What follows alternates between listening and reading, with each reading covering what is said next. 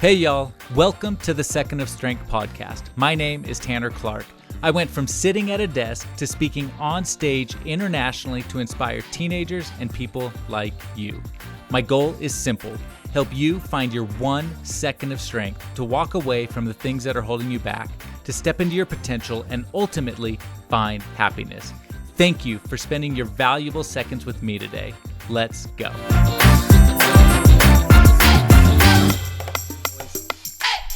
Welcome to the Second of Strength podcast. As always, thank you for spending your valuable seconds with me today. I know there's a lot of places that you can spend your time, your energy, so I'm grateful that you're here. I hope it helps you. I hope it helps you be happier. I hope it helps you reach your potential, because that's why we're here.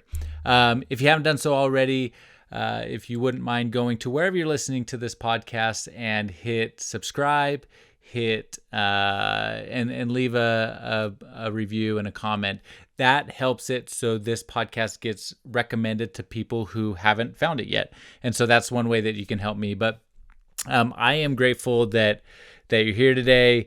We're going to talk today about something that is near and dear to my heart. I speak, if you don't know, I speak in schools to teenagers. I help teenagers recognize their self-worth. I help teenagers find their 1 second of strength and walk away from the things that are hurting their heart.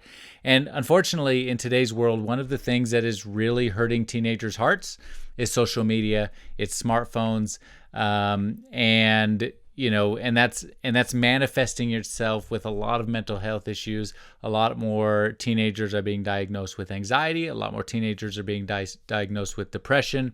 And look, the mental health aspect of social media is damaging our kids. The U.S. Surgeon General came out recently and said that that social media was not good for teenagers. And that there are increasing studies showing that there's mental health risks. So this is something that is impacting our teenagers and is going to continue to impact them and their kids and our grandkids and probably even you on a greater and greater level. But today I want to talk about one cost of social media that I don't think is being talked about enough, that we need to pay really close attention to. And that is instant gratification and what that is doing to our teenagers and our own. If you're on social media and feeling like it's weighing you down, but what instant gratification is doing to our ability to function and ability to seek long-term goals and long-term rewards. Because here's the thing. Social media is creating a lasting problem with our youth. And you can't have instant gratification and lasting satisfaction at the same time. I'm going to say that again. Social media is creating a lasting problem with our youth, and you can't have instant gratification and lasting satisfaction at the same time. And unfortunately, social media is making it really hard for that lasting satisfaction, because satisfaction comes when we accomplish something hard, we fight through something difficult, we achieve something that took time to achieve. And instant gratification is making it so we don't even focus on those things, or we don't even try for those things anymore. So here we are just focusing on things that are now, things that are happening right now, or that we can achieve really quickly. And we don't ever reach that pinnacle of satisfaction when we do that.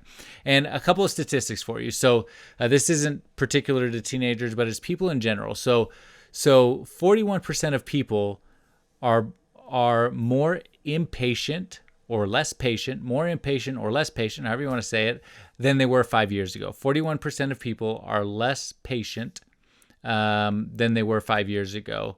40% of people abandon a website if it takes longer than 3 seconds to load.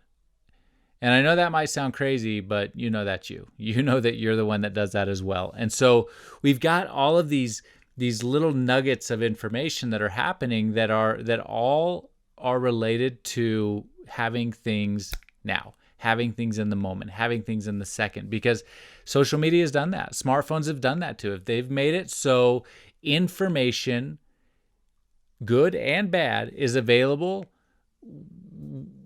in less than a second, right? In less than a second, all these things are available, but it's causing real problems. And so here's an example. A study was done in 2017 that they studied people with video game addictions. And so they put people with video game addictions and a control group who didn't have these addictions.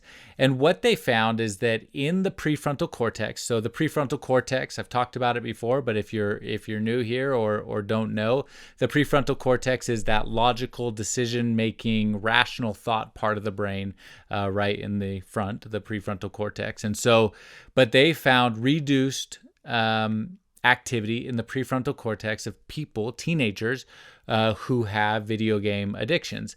And so they hooked the groups, the video game addicts, as well as the control group up to an MRI, so that they could measure their brainwaves, measure what was happening. And so then what they did is they offered money to these participants. And so they offered a small amount now, or you could wait and have a large amount later.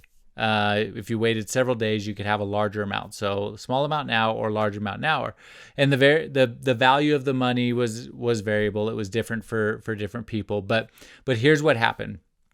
They found that participants with gaming addictions were more likely to choose the instant reward than the control group. Isn't that fascinating? Isn't it? Well, it's not good, but isn't it interesting that they're able to test that and pull that out? And so what the researchers concluded was that video game addictions are people with video game addictions are more impulsive and are likely to have trouble with decision making. But this is, again, this instant gratification is creating a long-term problem that we as a society are not talking about. And so our teenagers and or adults, really anybody who is fixed on video games, who is fixed on smartphones, addicted to social media, this is what instant gratification is causing. It is causing a reduced ability for decision making and to be more impulsive. And I think if you just take a step back from that statement and you just logically think about it, you go, even in your own life, right? Even in my life, I can go, yeah, that's probably true.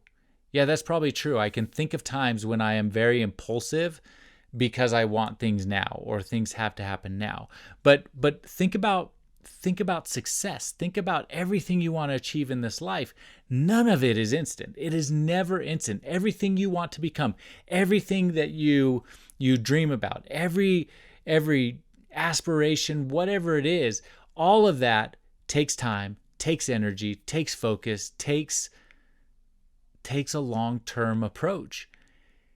And instant gratification and this draw that we have to having things in the now, having things in the moment, is pulling us away from our ability to think long-term and go after our goals. And so you think about this next generation, our teenagers who are out there, who are maybe a little more susceptible to the trap of social media and the trap of smartphones. And they're more susceptible just because of the brain. Their prefrontal cortex, that decision-making part of the brain, is not yet developed fully. It doesn't develop until about the age 24, 25. And so because of that, they are thinking emotionally. And they are thinking with the part of the brain that dopamine targets, which is exactly what smartphones, exactly what video games, exactly what social media attacks. It attacks that emotional part of our brain through dopamine. And so what's happening is teenagers are or people in general, because you and I fall into this trap, but speaking specifically to teenagers, they want that dopamine. They need that quick fix. They need that emotional feel good. I call it the feel good funnel because it just keeps funneling in and you want more and more and more. So they've got this emotional feel good pleasure center of the brain that's saying, I need more instant gratification now. Who cares about the future? I need it now. Well, I'll tell you who cares about the future. Your future cares about your future. who you are going to become and how you are going to participate in society and what you will achieve and how you can help other people, they care about the future. That's who cares about the future. And so, but if you don't start caring about it now, then we get in trouble later. We fall into this trap later. And so this instant gratification, I've talked about it. It's creating impulsiveness and poor decision making with our youth and others. It is reducing our patience and attention span.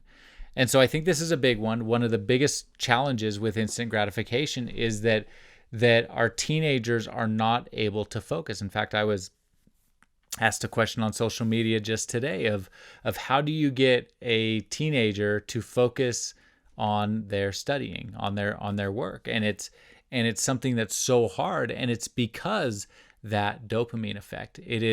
Everything is drawing them towards now instant gratification and pleasure and now, which pulls away from the long-term effects of studying.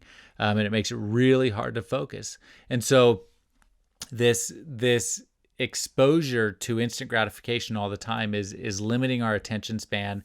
It's making it so we can't stay focused on a single task. It's affecting our learning. It's decreasing our problem solvability and overall focus. So that's a huge one. Another thing that instant gratification is damaging is it's creating unrealistic expectations with our youth and people. So I think if you think about if you look at social media, you see people who seem to have success instantly. And so not only are we on social media and we're feeling the dopamine that is there for our brain, but now we're seeing people and we're comparing our lives to people who are seemingly getting successful or being happy and successful overnight. And we have this now unrealistic expectation that it can happen overnight, and it just can't. Again, it takes time, long-term satisfaction. But here we are watching people who seem to have instant success, and now we've got unrealistic expectations, which is all tied to the instant gratification that we feel. And then the mental health aspect of this, we are seeing, I mentioned on the outset of this, that even the Surgeon General of the United States is saying, hey, this is a problem. Studies are showing an increasing amount of studies are showing that social media is damaging teenagers. Well, that's why. It's because we're seeking immediate pleasure and validation, and when we don't get it, anxiety, depression, low self-esteem all set in. And so we've just created this storm, this I don't know, the perfect storm of mental health problems. But the challenge is that when we feel like we're struggling, or teenagers feel like they're struggling, they turn back to social media, which is the very thing that is causing them pain. They go back to social media for more dopamine to feel good emotionally, when that is the exact thing that is causing the pain that they are feeling. So what do we do? What do we do about this? Instant gratification. Well, we need to do the exact opposite. In fact, if you want to be successful in life, do the opposite of what everyone else is doing. If everybody is tied and stuck on social media, if you do the opposite, you will immediately put yourself light years ahead of everyone else. And I think about that for teenagers. If you walk into the workforce you're 14 years old, say when you're 22, 23 years old, you graduated college, you walk into the workforce and you're somebody who has mastered the skill of delayed gratification, you are going to be light years ahead of everybody else that you are entering the workforce with, but also people who have entered before you, because that it's a skill that cannot be underestimated. So I want you to remember, though, that delayed gratification and that skill, it takes time, it takes energy, it takes effort. You have to work for it. And so we're going to talk a little bit about how to do that. I've got a couple of tips that I think are going to help you. They're going to help me. They've helped me in the past, but they're going to help everyone who's listening to this. But teenagers or parents, if you give this to your teenagers, or parent yourself, but because delayed gratification is the way to achieve it. I said earlier that the problem is that you can't have instant gratification and long-lasting satisfaction. You can't have instant gratification and lasting satisfaction. And so the way to overcome that is delayed gratification.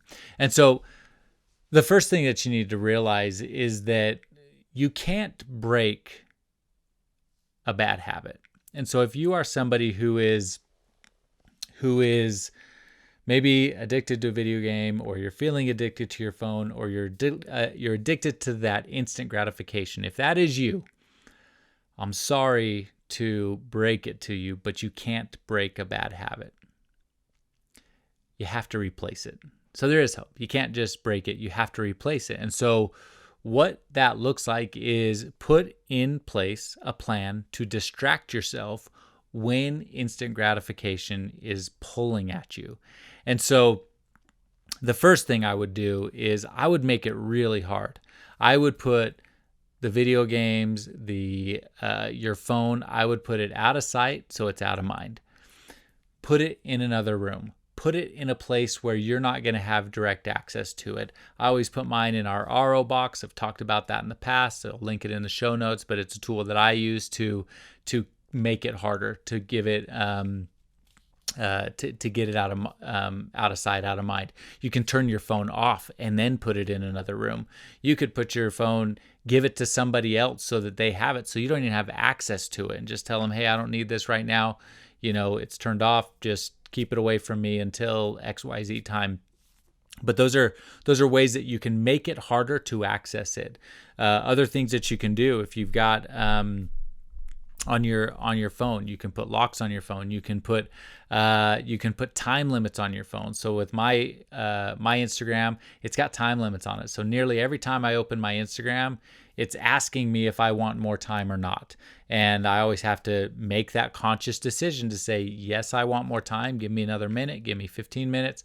Or to say, nope, you know what? You're right. I don't need that right now. So I'm making it harder to access. You can bury your social media or the apps that you're kind of addicted to in deeper folders within your phone, so they're a little bit harder. They're not one click away, they're 2 or 3 clicks away. But these are all just little tactics that you can do to make it harder to access your phone so it's out of sight, out of mind. Because what we want to do is we want to replace the habit.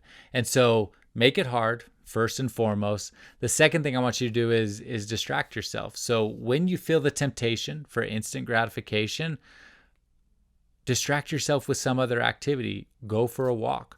Read a book, engage in a hobby, play the guitar, play the piano. I don't know what your talents and skills are, but maybe you create a new talent and skill. You call a friend, you stand up, you walk out of the room, you talk to somebody, you go pet your dog.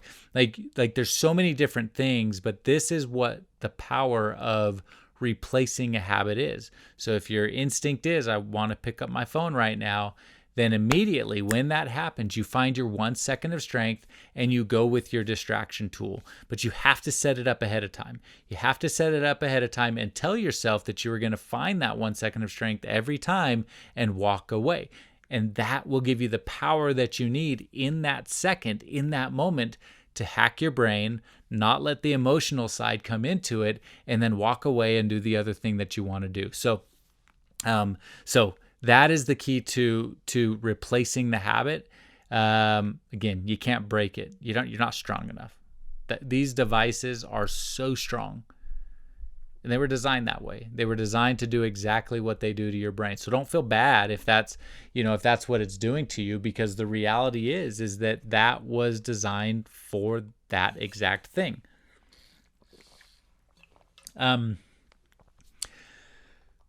The next thing we need to do, number 3, is we need to build self-discipline. And that happens by starting really, really small.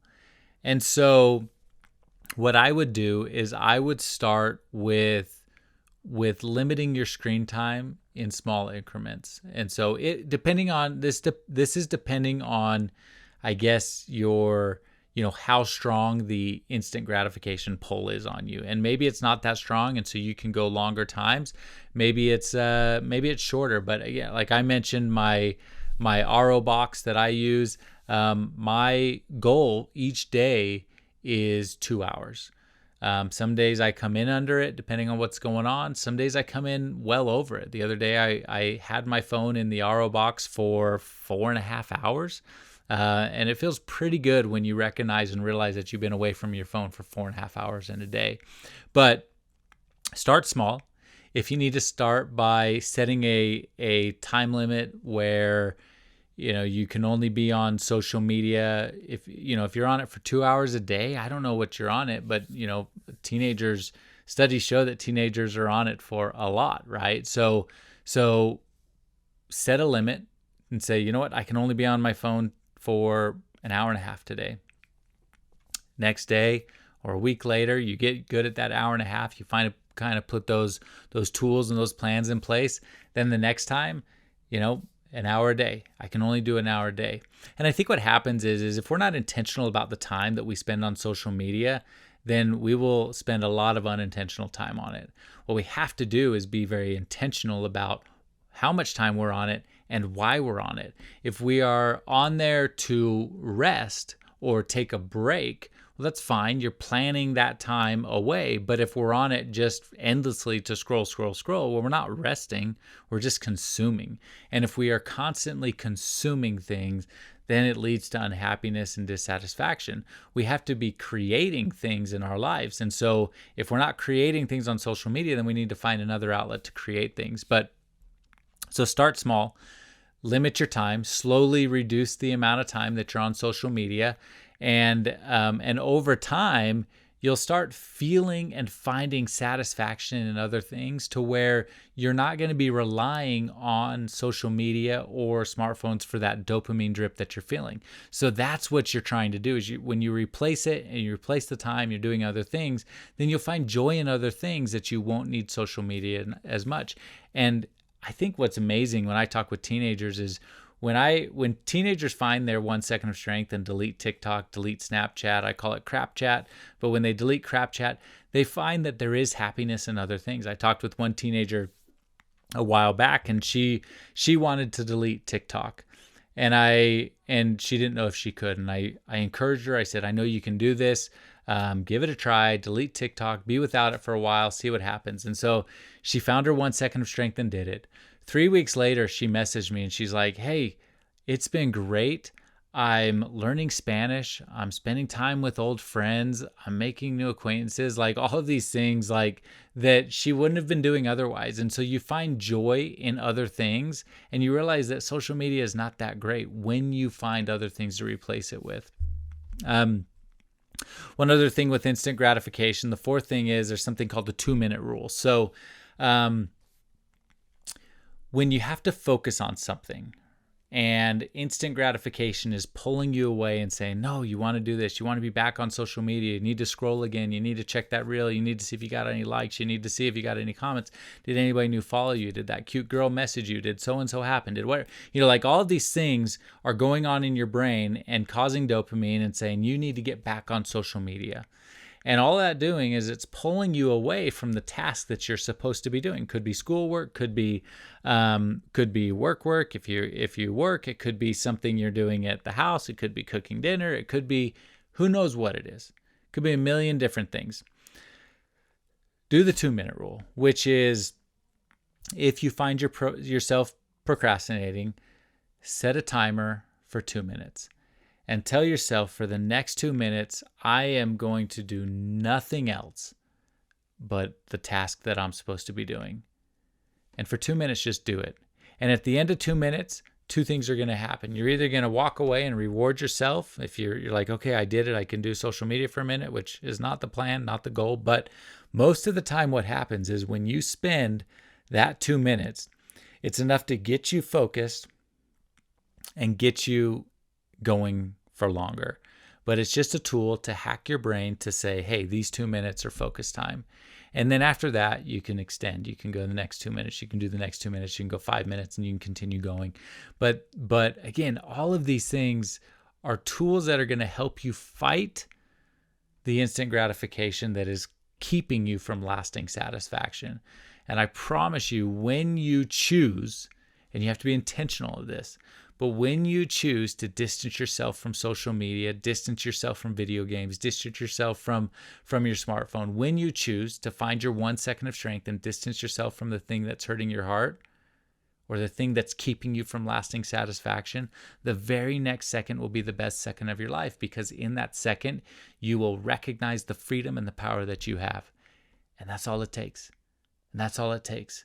So take some time after you get home, if you're listening to this on the road, but take some time to sit down, write down a list of the things that you're going to do. You're going to make it harder. How are you going to make it harder to access your social media, and this is all to delay? You might, at the top of the page, write really big, how I will delay gratification. You're going to make it harder. Come up with a plan. How are you going to make the phone or the apps out of sight, out of mind?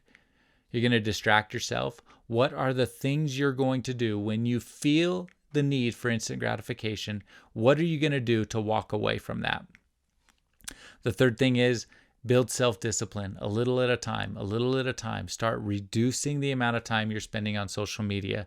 Honestly, the best place to start with that is don't have it in your room from, pick a time, 9:30, 10 o'clock, 10:45.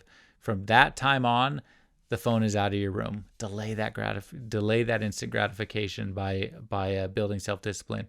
And then the fourth thing, work on the 2-minute rule. Work on the 2-minute rule to get yourself in focus, on task, and away from the dopamine-related activities that are pulling you away and keeping you procrastinate from the thing that you need to do. So that's what I have for you today. I hope it helps. I hope that these things, I hope you share this. You can tag me at Real Tanner Clark on Instagram. I'd love to hear how this is helping you, how it's helping your teenagers. But look, this is about giving you your life back. This is about giving you lasting satisfaction. And the thing that is not being talked about with social media, with smartphones, one of the significant long-term costs of social media is exactly that it's causing us to put instant gratification over long-term satisfaction, and that we can never find happiness when we do that. So anyway, hope this helps you. As always, thank you for listening. Go find your 1 second of strength and be happy. Thank you for listening to today's episode. I hope it helped you. If you haven't already, hit subscribe so you never miss another episode, and leave a review for the show. And as always, go find your 1 second of strength and be happy.